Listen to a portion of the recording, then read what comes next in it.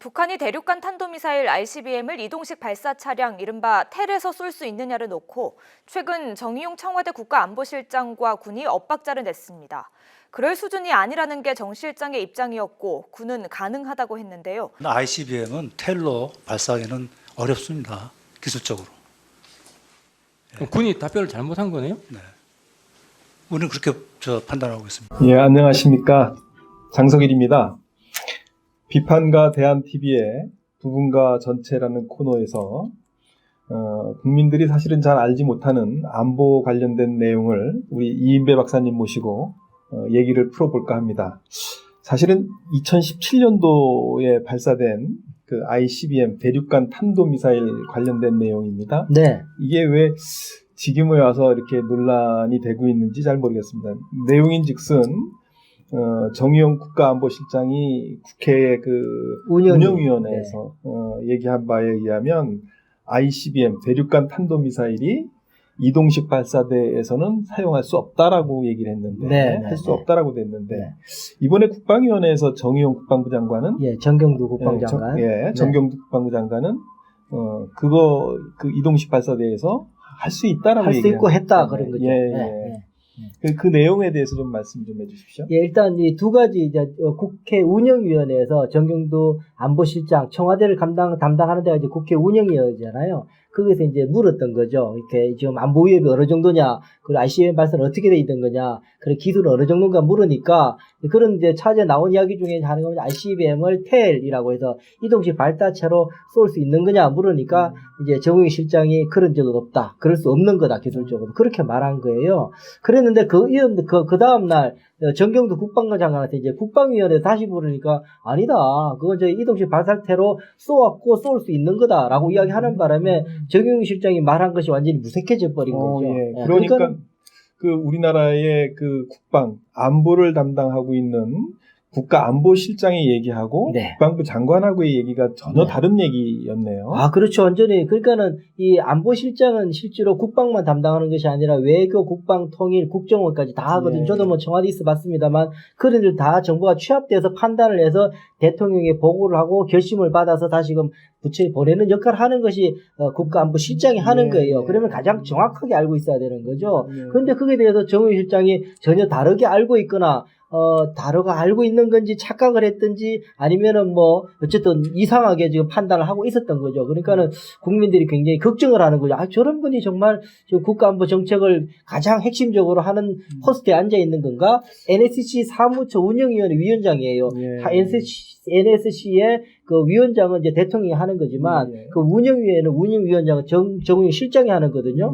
이런 사람이 이제 그런 말을 해버리고 나니까 국민들이 굉장히 걱정을 하기 시작한 거죠. 예, 그러면 사실 이제 그 박사님은 이제 안보 분야에 대해서는 굉장히 전문가시지만 일반 국민들이 생각할 때 과연 대륙간 탄도미사일, 우리가 흔히 얘기하는 ICBM이라는 것이 이동식 발사대에서 쏠 수 있느냐 없느냐에 대한 중요성은 무엇의 차이가 있어서 중요한가요? 이렇습니다. 그러니까는 이 이동식 발사체로 쏠 수 있다라는 이야기는 첫 번째로 중요한 것은 어디든지 쏠 수 있다라는 거거든요. 이게 예전에는 동창리 한 곳에서만 쏠 수 있어요. 국민들 기억하실 겁니다. 큰 탑처럼 쓰여있는 ICBM 로켓을 세워다 놓고 세우는데 몇 주, 연료 주입하는데 며칠 이렇게 해서 한 달 정도 막 징후가 있다가 슉 쌓아 올렸거든요. 그런데 그렇지 않고 이 텔이라는 이동식 발사 장치로 한다는 것은 어디에 쏘는 줄을 몰라요. 이게 산속에 숨어 있다가 나와서 슉 쏠 수가 있게 된다는 거죠. 또 하나는 이렇게 싣고 다닌다는 이야기는 뭐냐면은 연료가 바뀌는 거예요. 액체 연료가 아니라 고체 연료가 되는 거거든요. 그래 하시라도 쏠 수 있게 되기 때문에 언제든지 어디에든지 쏠 수 있게 되는 것이 이 기술적인 목적이 되는 거예요. 이건 굉장히 사실은 중요한 내용입니다. 아, 그렇죠. 이게 고정되어 있는 장소에서만 발사할 수 있는 것하고 이동식으로 발사할 수 있다라고 하는 거하고는 굉장히 큰 차이가 있어요. 우리가 그 무엇을 감시하는 데 입장에서 본다 그러면 어느 지역에서 꼭 이 미사일은 쏠 수밖에 없어라고 얘기한다 그러면 그 지역을 감시하면 되는 것이지만 이것이 만약에 이동할 수 있는 곳에서 발사할 수 있어라고 얘기한다 그러면 그 이동할 수 있는 부분을 우리가 전부 찾아내기는 굉장히 어려운 거 아닙니까? 맞습니다. 네, 그거죠. 그러니까 예전에 저도 청와대 있을 때 보면 이 ICBM을 쏘려고 그러게 되면 이게 포착이 되는 게 이거 좀 군사 비밀 사항인데 뭐 시간 지나서 이렇게 말해도 될 겁니다. 이렇습니다. 평양 근처에 있는 이 졸업 공장이 있어요. 미사일 구축. 거기에서 딱 조립이 되고 나면 그것을 이 철도를 통해서 동창리를 싣고 가요. 근데 이게 조립되어 있기 때문에 빨리 못 가요. 빨리 가면 이게 흐트러지거나 망가졌을 때면 한 시속 20km, 30km 천천히 가요. 그러니까 며칠이 걸려요. 그러니까는 그걸 위성으로 보면 이제 포착이 되는 거예요. 그러면은 얘네들이 이제 ICBM 발사하려고 준비하는구나 하는 게 쫙 나와요. 첫 번째. 기사를 본 것 같습니다. 그죠. 예전에. 그러면은 그 가고 나면은 그게 탑이 세워지기 시작해요. 그럼 예. 가림막을 쫙 설치를 해요. 그러면 얘네들이 쏠 준비하는구나. 세 번째 징후는 근데 파이프가 연결이 돼요. 이게 액체 연료를 주입하는 거 이것도 며칠 걸려요. 그러니까는 이게 ICBM을 가지고 가서 쏘는데 거의 한 달 정도에 그게 워칭할 수 있는 시간이 생기고 우리가 다 대비가 되는 거죠. 근데 지금 말하는 것처럼 이동식 발사되고 시작하게 되면은 그 시간이 없어져 버린 거예요. 어디에 쏘는지를 모르는 거고 하니까는 이 군사 전략에서 굉장히 어려워지는 결과가 나오는데 여기에 대해서는 정용 실장이 정확하게 알아야 되는 거죠. 아마 정용 실장이 이게 원래 통상을 했던 분이 되나가지고 이런 국가 안보 전략상 이게 얼마나 중요한 건지를 몰라서 그런 건지 아니면 다른 목적 때문에 이걸 이렇게 ICBM이 이동식 발사대로 쏠 수 없다라고 말해야 되는 건지 좀 우리가 좀 의심해 봐야 될 그런 상황입니다.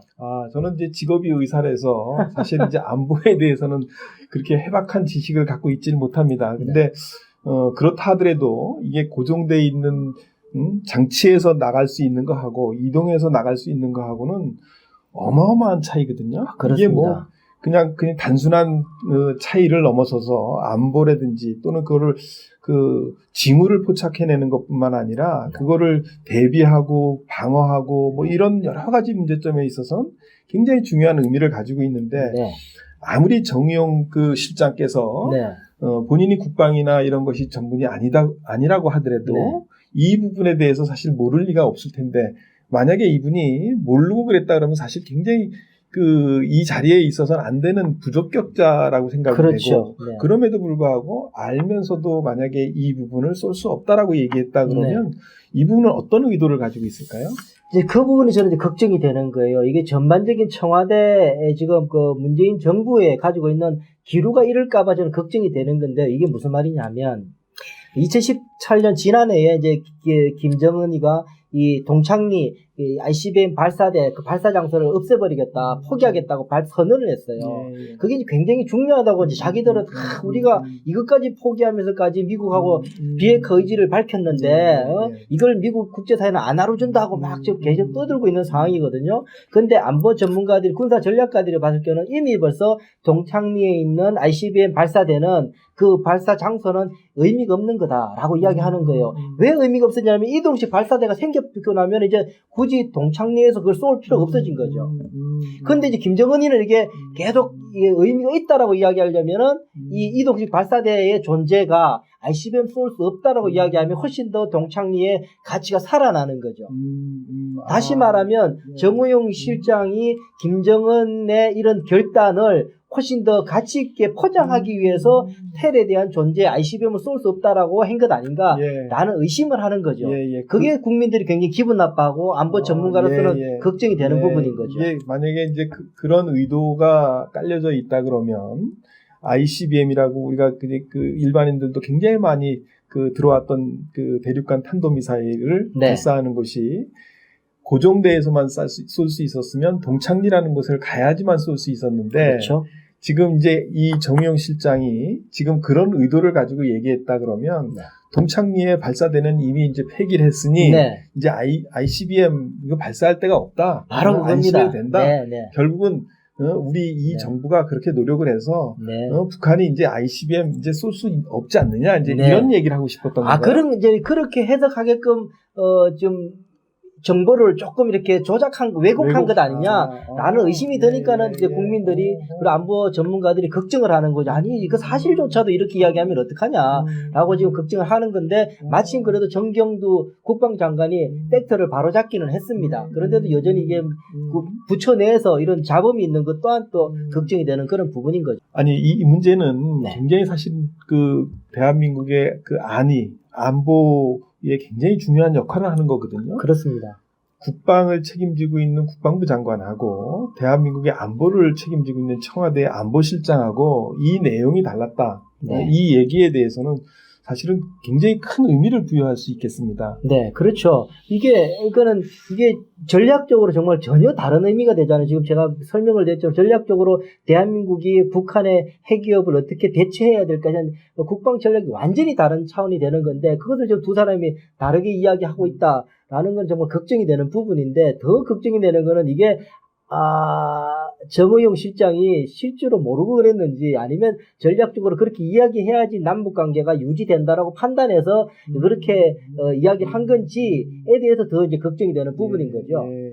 예전에 그 얘기가 생각이 납니다. 일본에서 막부 시대 때죠. 이제 삼국 통일하기 이전에 그 성을 지키기 위해서 이 수로를 이렇게 만들어 놨는데, 이 성을 지키고 있는 사람들이 이 수로 때문에 어떠한 공격을 하더라도 이 성이 함락이 되질 않으니까 이 성 바깥에서 공격하려고 하는 친구가 뭐라고 얘기를 했냐면, 우리 이제 평화 체계를 유지하자. 그러니 우리 힘을 합쳐서 이 수로를 메꾸자. 운하를 성 주변에 운하를 메꾸자.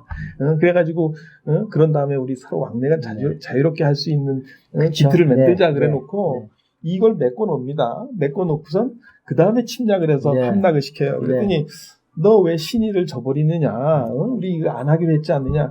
이게 사실 일본의 그 막부 시대에 통일을 한 누구죠? 그 양반이 그 전략이었어요. 이게 무슨 얘기냐면 적의 말을 신뢰하는 거는 그만한 준비가 돼 있지 않고서는 할 수 없는 일인데, 지금 이 얘기는 뭐 우리가 사실은 북한을 두적이라는 부분으로 두고 있는 나라 아닙니까? 그런 데 있어서 어찌 보면 정의용 실장이 북한의 어쨌든 이로울 수 있는 내용을 대변한 내용이라고 그런다 그러면, 이 운하를 메꾸는데 우리 같이 힘을 합쳐서 메꿔보자라고 얘기하는 것보다 더 위험할 수 있는 내용이거든요. 그렇습니다. 2019년 올해부터는 국방백서의 주적 개념도 없애버렸습니다. 안타깝게. 뿐만 아니라 정확하게 말씀해 주셨는데요. 안보의 기본이 뭐냐면 worst case approach라 그래서 최악의 상황을 가정한 접근. 이게 안보의 기본이거든요. 그래야 되는 거죠. 그래야지 안전해지는 거거든요. 근데 그것을 오히려 미래에 대한 희망에다가 모든 것을 걸어버린 거잖아요.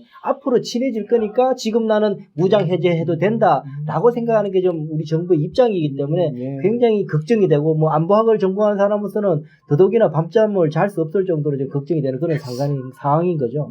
국민의 입장에서는 과연 지금 정경두 국방부 장관하고 정의용 국가안보실장하고 두 사람의 의견이 다른 부분을 문재인 대통령은 어떻게 이 두 사람을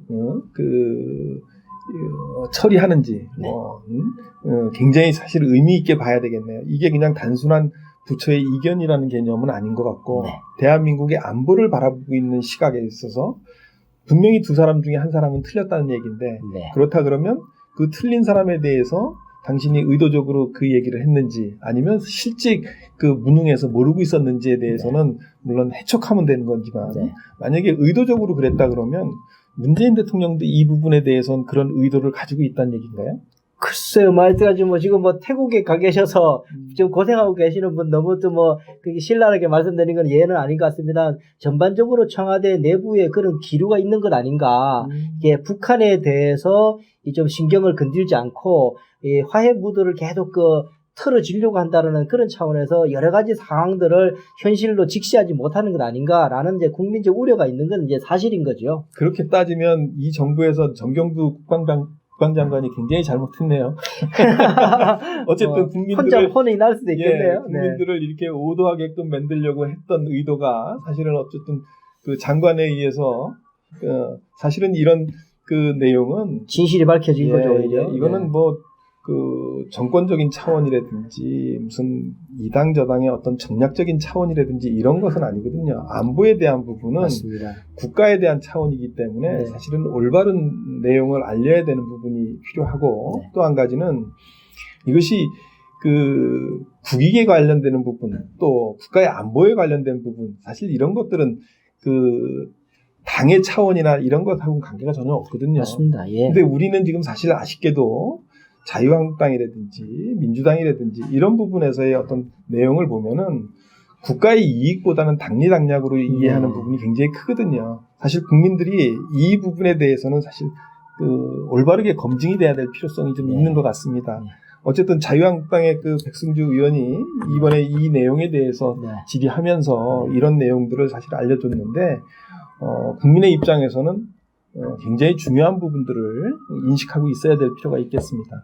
네, 그렇습니다. 어쨌든 이런 것이 이 국회가 또 하는 역할이기도 하지요. 이렇게 청와대와 이 관료들, 장관들을 불러도 놓고 과연 지금의 정책이 어떻게 정확하게 파악하고 있는지 그에 대한 방향은 옳은 건지에 대해서 직접 설명을 듣고 그것을 공론화시켜서 국민들이 알게 하는 거죠. 아, 이 정부가 지금 어디로 가려고 하는지 무엇을 하고 있는지 를 이제 알게 하는 것도 이제 국회의 중요한 역할인데 뭐 이번에는 어쨌든 운영위와 국방위에서 그런 역할을 하나 오래간만에 거친 건가요? 뭐 하여튼 한 것 같습니다. 저는 또 이제 갑자기 궁금해지는 게 하나 있는데요. 그러면 미국의 입장, 트럼프 대통령은 사실 이게 지금 우리 그 알고 있는 것처럼 종착리에서 고정되어 있는 발사대에서 쏠 수 있는 부분이 아니고 네. 이동해서 쏠 수 있다 그러면 네. 혹시라도 핵 네. 잠수함이나 이런 걸 통해서 상당히 근접해 있는 데서 발사한다든지 이럴 수 있다는 거. 그렇죠. 그러니까는 동창리에서의 발사할 때보다 훨씬 더 미국으로서도 정찰 자산을 많이 투여해서 관찰을 해야 되는 그런 상황이죠. 지금 북한은 제가 알기로 텔 이동석 발사대가 100대 이상이 있습니다. 이 이놈들이 어디를 돌아다니면서 쏘아야 될지 모르는 상황인 거죠. 굉장히 좀 심각한 상황이에요. 거의 ICBM 쏠 수 있는 이제 8축, 파키아 16개 있는 거만 해도 몇 개가 있는 상황인데요. 여러 가지 단거리 미사일까지 합쳐 100대가 지금 돌아다니고 있는 상황이거든요. 그렇기 때문에 우리로서도 정찰 자산이 훨씬 많이 투여가 돼야 되는 상황인데 우리가 정찰 자산 모자라는데도 불구하고 지소미아 파기하겠다고 11월 22일 되면 파기된다고 이야기하고 있는 상황이고 그러기 인해 가지고 한미일 간의 정보 유통 구조가 이제 깨지는 상황이 돼버렸어요. 그러니까는 여러모로 걱정이 많이 되는 거죠. 정말 중요한 내용이거든요. 우리나라의 사실은 그 국방이 모든 어떤 내용들을 전부 그 독자적으로 확인하고 알아차리고 정찰하고 할 수 있는 시스템이 아니고 그렇죠. 미국과 또 일본과 네. 이런 상호 협조를 얻는 상태에서 사실은 그런 그 국방의 방위 체제나 이런 부분들이 지탱해 오다가 이거 만약에 해체되게 된다면 대한민국으로서는 독자적으로 할 수 있는 부분이 굉장히 없어지는 거 아닌가 생각이 없어지죠. 됩니다. 예, 그 시간도 지금 당장 그걸 보충한다 그래도 뭐 10년 이상 시간이 걸리는 거고 일본이 그걸 마련하기 위해서 20년씩 걸린 정찰 자산을 마련했거든요. 그걸 하려고 하면 빨리 한다고 10년이면 되겠습니까? 그럼 10년 동안 어떻게 할 겁니까? 그러니까는 이거 지금의 작금의 상황을 보게 되면 이 지소미아 파기선언 이런 것들을 보게 되면 자해와 같은 거예요. 지금 일본 싫다고 우리 그 배가르는 것처럼 그런 걸 한 거예요. 그래서 걱정이 많이 되는 거죠.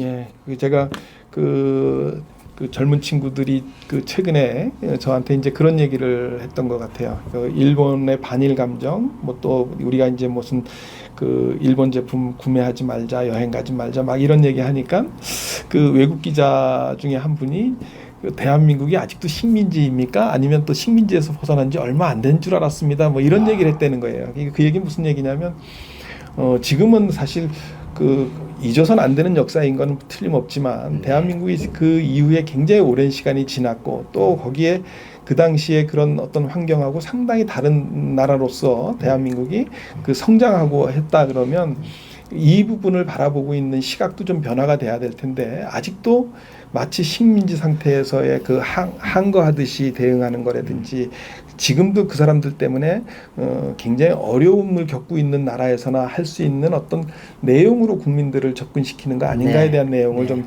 들었습니다. 아무튼 오늘 굉장히 중요한 그 안보와 관련된 내용들을 사실 좀 그 우울하긴 하지만 정경두 국방부 장관하고 정의용 국가안보실장하고의 어떤 두 분의 의견의 차이가 어떤 의미를 가지고 있는지를 얘기를 들었습니다. 감사합니다. 예, 이것을 마치겠습니다. 고맙습니다.